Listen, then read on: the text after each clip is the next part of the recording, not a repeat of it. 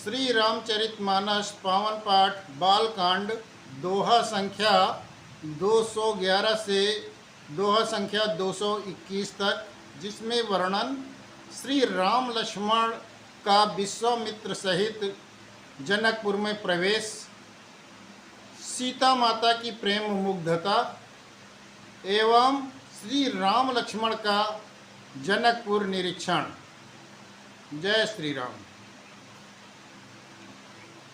अच प्रभु दीन बंधु हरि कारण रहित दयाल, तुलसीदास चट जई भजू छाड़ी कपट जंजाल। प्रभु श्री रामचंद्र जी ऐसे दीन बंधु हैं और बिना ही कारण दया करने वाले हैं। तुलसीदास जी कहते हैं, हे सठ मन, तू कपट जंजाल छोड़कर उन्हीं का भजन कर ताकि तेरा कल्याण हो।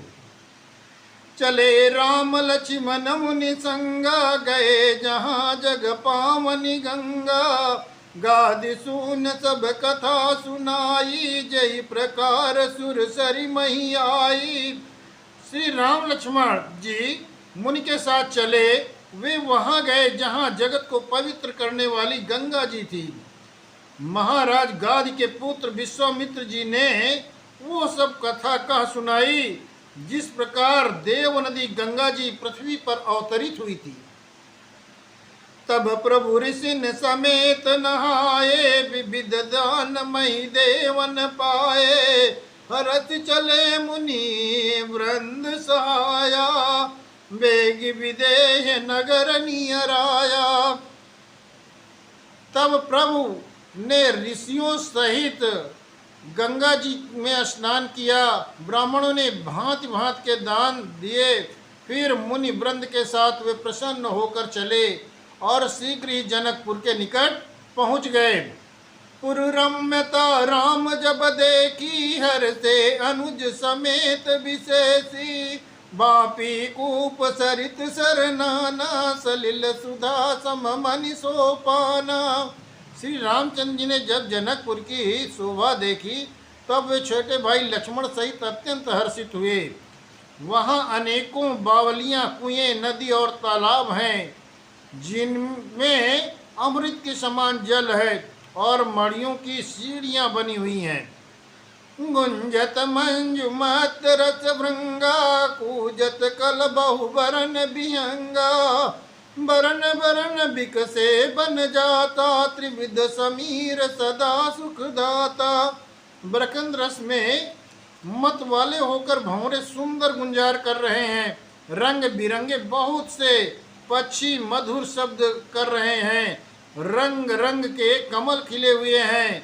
सदा सब ऋतुओं में सुख देने वाला शीतल मंद सुगंध पवन बह रहा है। सुमन बाटिका बाग बने, विपुल विहंग निवास। फूलत फलत सुपल्लवत, सोअत पुर चौपास। उस वाटिका फुलवारी बाग और वन जिनमें बहुत से पक्षियों का निवास है, फूलते फलते और सुंदर पत्तों से लदे हुए नगर के चारों ओर सुशोभित हो रहे हैं।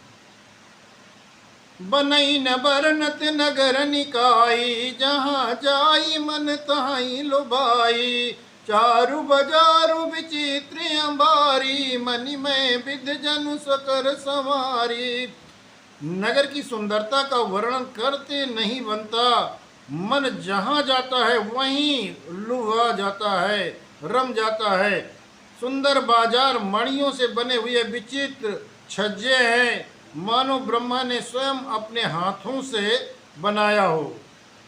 धनिक बनिक बर धनद समाना, बैठे सकल वस्तु ले नाना। चौहट सुंदर गली सुहाई, संतत रहाई सुगंध सिंचाई। कुबेर के समान श्रेष्ठ धनी व्यापारी सब प्रकार से अनेक वस्तुएं लेकर दुकानों में बैठे हैं। सुंदर चौराहे और सुहावनी गलियां सदा सुगंध से सिंची रहती हैं। मंगलमय मंदिर सबके रे, चित्रित रतिनाथ चितेरे। पुर नर नारी सुभग सुचि संता, धर्मशील ज्ञानी गुणवंता। सबके सब घर मंगलमय हैं और नगर पर चित्र कढ़े हुए हैं, जिन्हें मानो कामदेव रूपी चित्रकार ने अंकित किया है। नगर के सभी स्त्री पुरुष सुंदर, पवित्र और साधु स्वभाव वाले, धर्मात्मा, ज्ञानी और गुणवान हैं। अति अनूप जहाँ जनक निवासु, बित कहीं विविध बिलो की बिलासु। होत चकित चित कोटि बिलो की, सकल भुवन शोभा जनुरो की। जहाँ जनक जी का अत्यंत अनुपम सुंदर निवास स्थान है, वहाँ का निवास ऐश्वर्य को देखकर देवता भी थकित स्तंभित हो जाते हैं। मनुष्यों की तो बात ही क्या है। कोट राजमहल के परकोटे को देखकर चित्रचकित हो जाता है। ऐसा मालूम होता है मानो उसमें समस्त लोगों की शोभा रोक घेर रखा हो। धवल धाम मणिपुरट पट, सुघटित नाना भांति। सिय निवास सुंदर सदन, शोभा किम कही जाति। उज्जवल महलों में अनेक प्रकार के सुंदर रीत से बने हुए मणिजनित सोने के जरी के पर्दे लगे हैं। सीता जी के रहने के सुंदर महल की शोभा का वर्णन किया ही कैसे जा सकता है।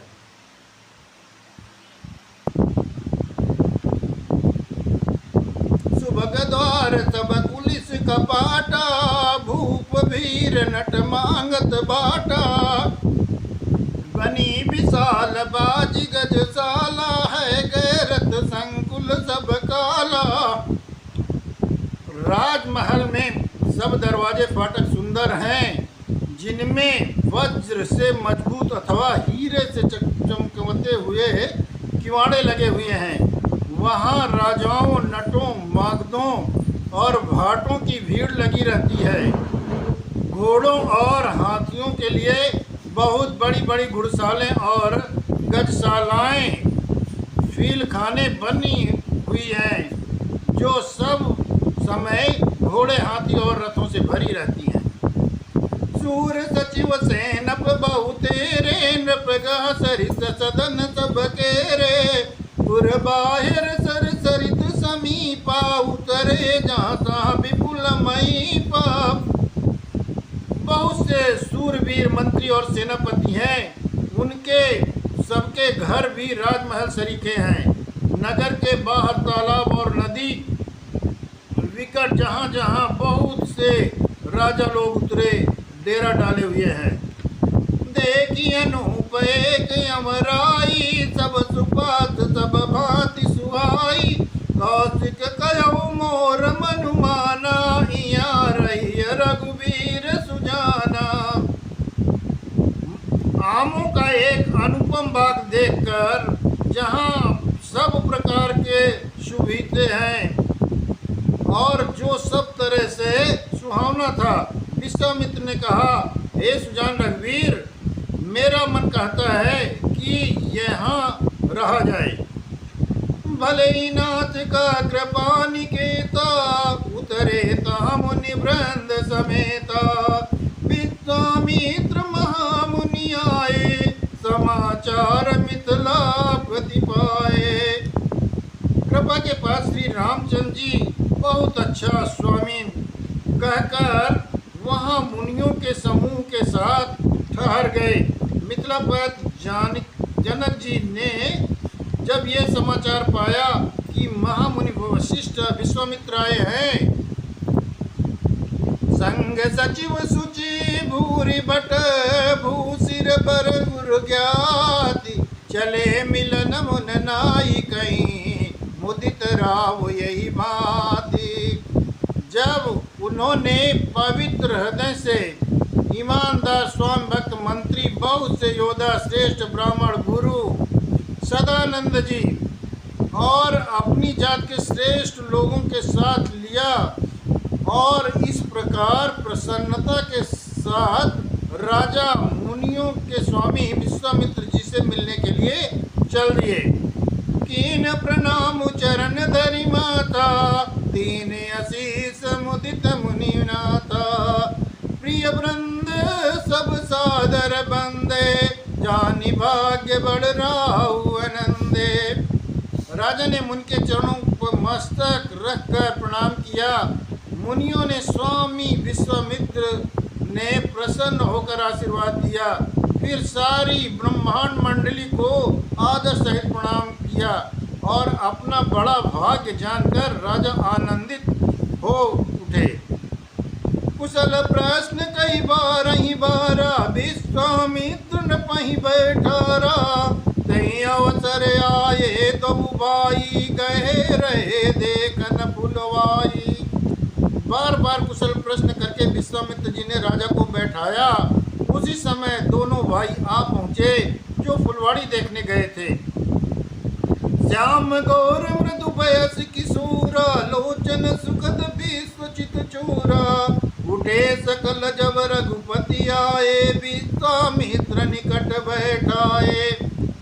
सुकुमार किशोर अवस्था वाले श्याम और गौर वर्ण के दोनों कुमार, नेत्रों को सुख देने वाले और सारे विश्व के चित्त को चुराने वाले, जब श्री रघुनाथ जी आए तब सभी उनके रूप एवं तेज से प्रभावित होकर उठकर खड़े हो गए। विश्वामित्र जी ने उनको अपने पास बैठा लिया।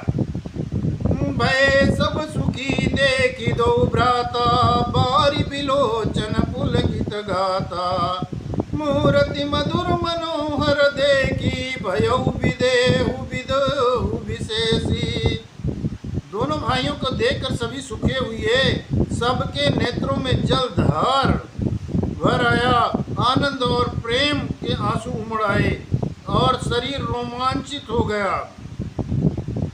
राम जी की मधुर मनोहर मूर्ति को देखकर विदेह जनक विशेष रूप से विदेह देह की सुध बुध से रहित हो गए।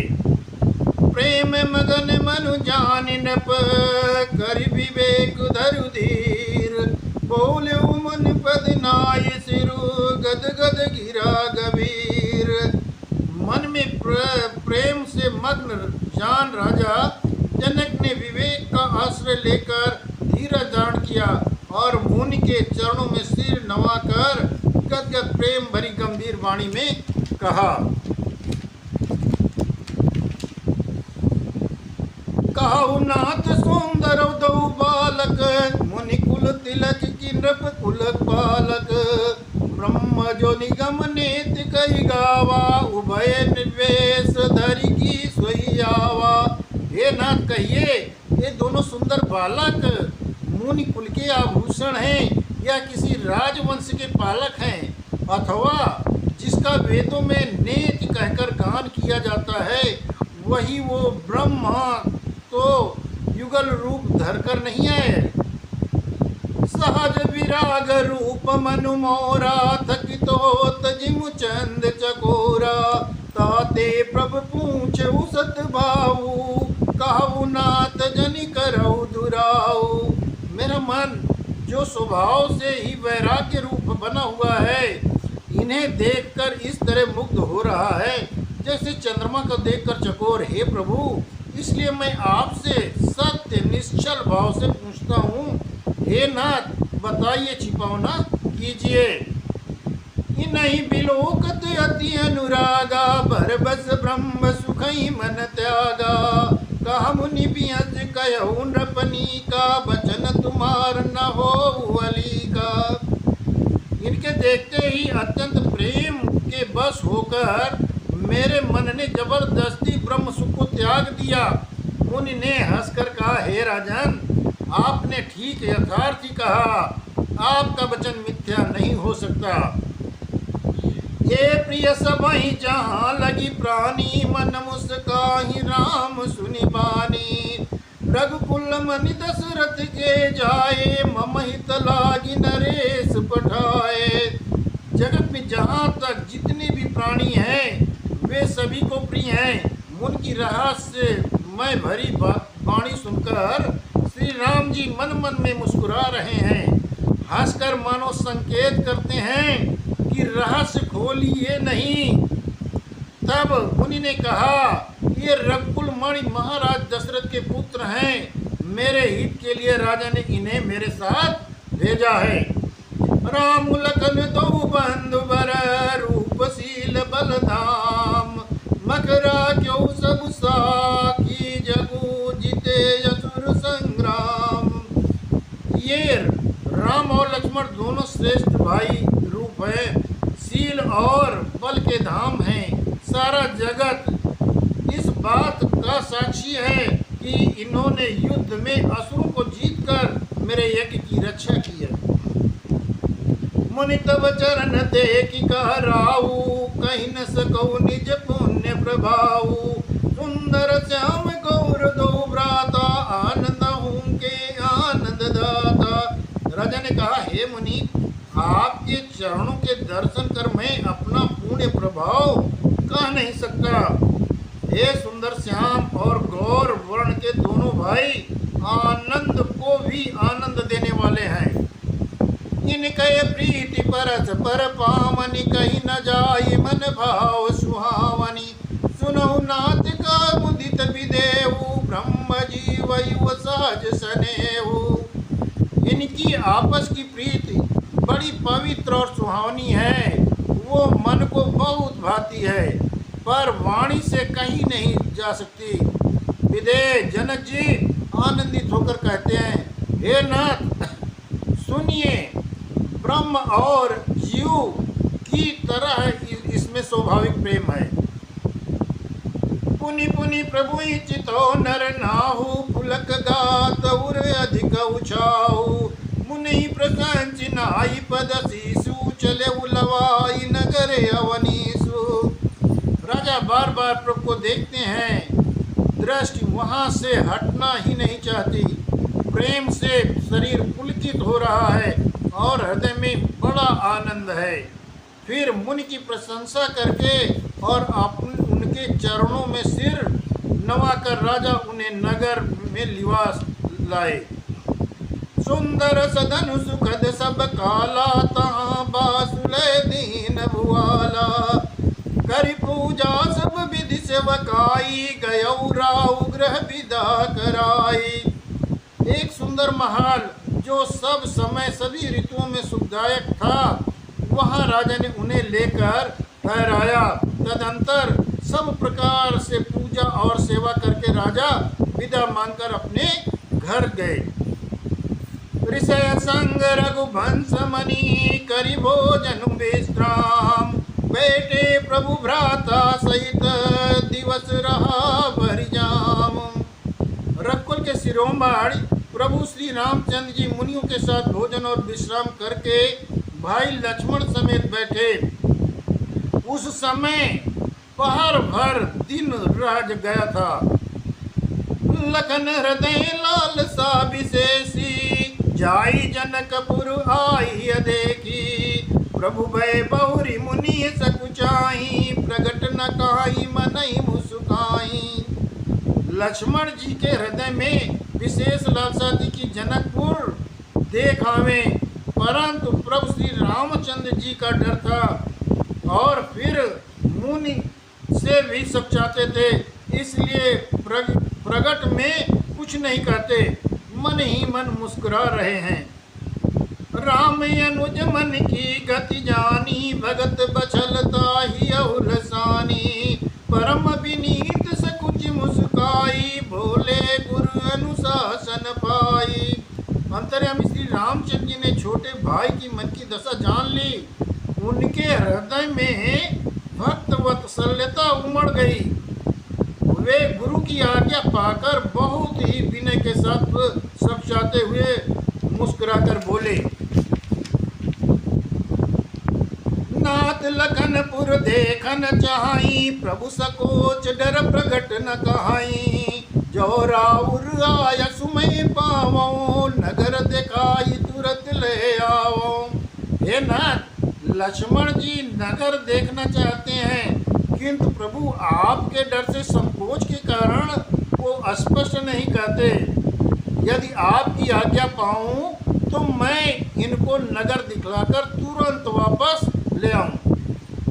सुनि मुनीस का बचन सप्रीति, कसन राम तुम राखो नीति। धर्म से तु पालक तुम ताता, प्रेम विवश सेवक सुखदाता।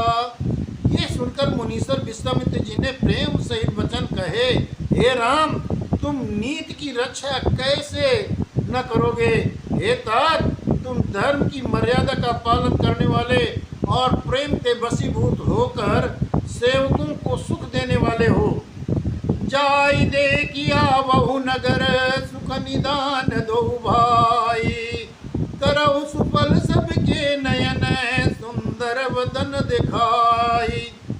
सुख के निधान दोनों भाई जाकर नगर देखाओ, अपने सुंदर मुख दिखलाकर सब नगर निवासियों के नेत्र सफल करो।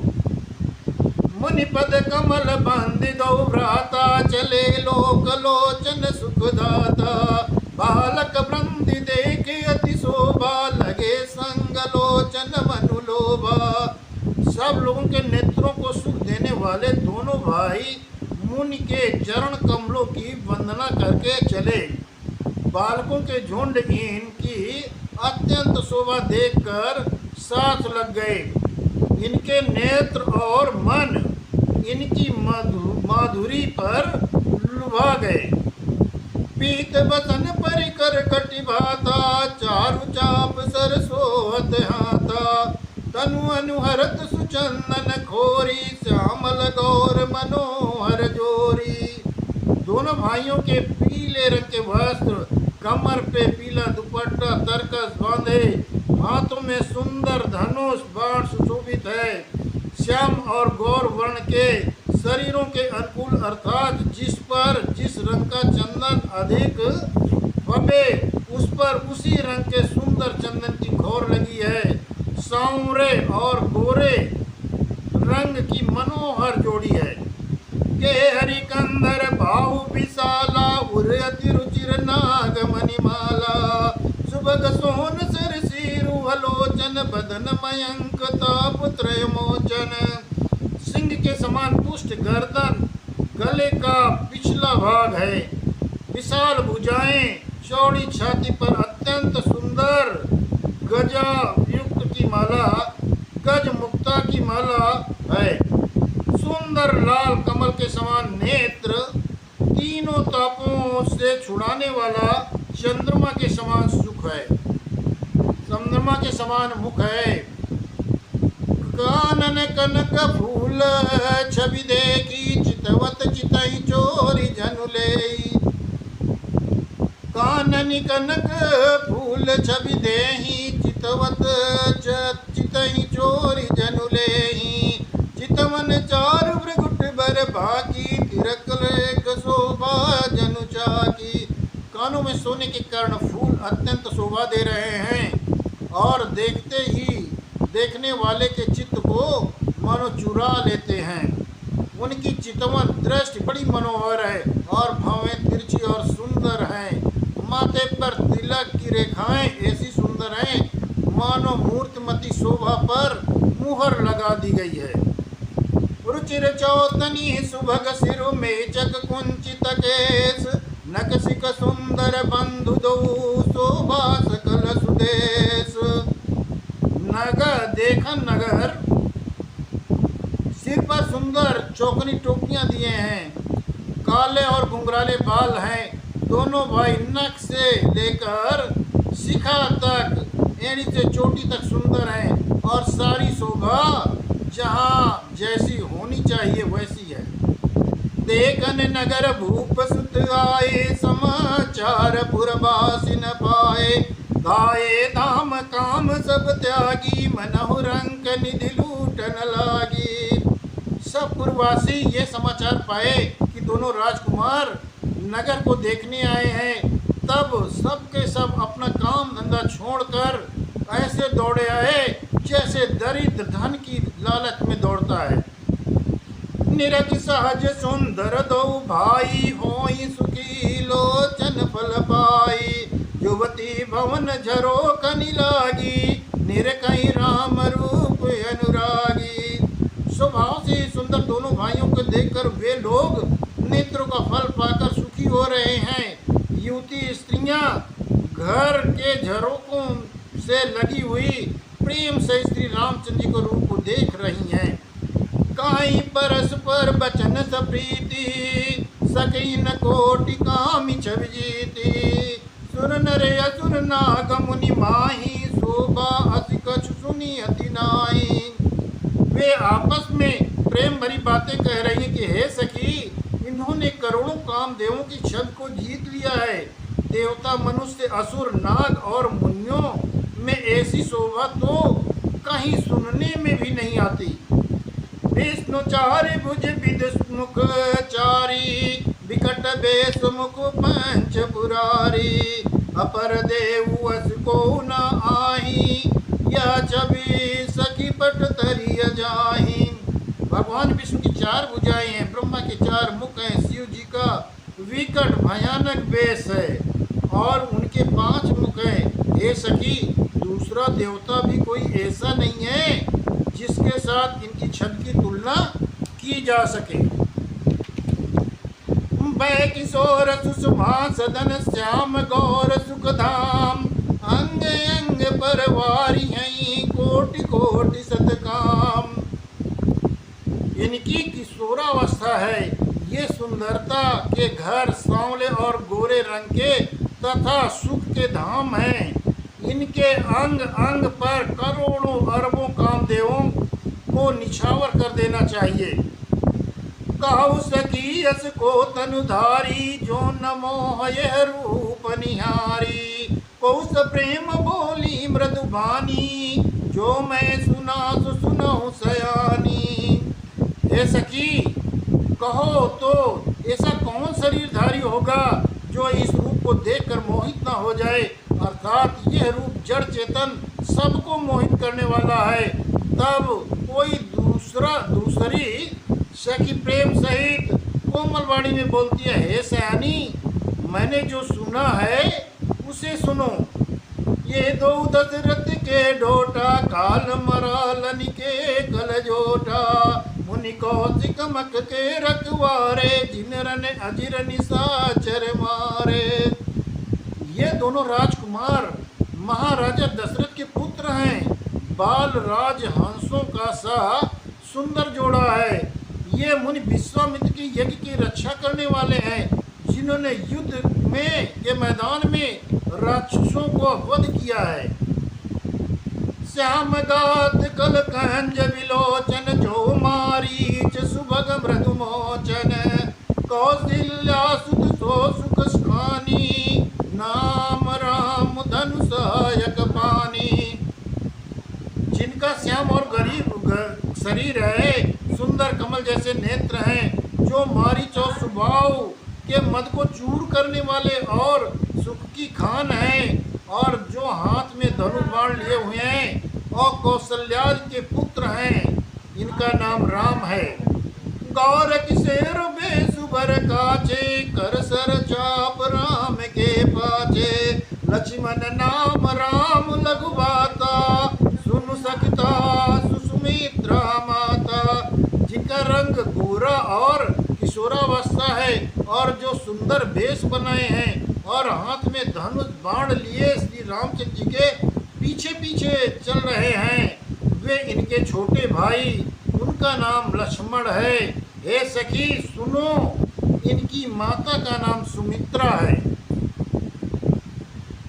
विप्रकाजु करि बंधु दो मग मुनि बधुधारी आए देखन चाप मख सुन हरसी सब नारी। दोनों भाई ब्राह्मण विश्वामित्र का काम करके और रास्ते में मुनि गौतम की स्त्री अहिल्या का उद्धार करके यहाँ धनुष यज्ञ देखने आए हैं। ये सुनकर सब स्त्रियां प्रसन्न हो गई।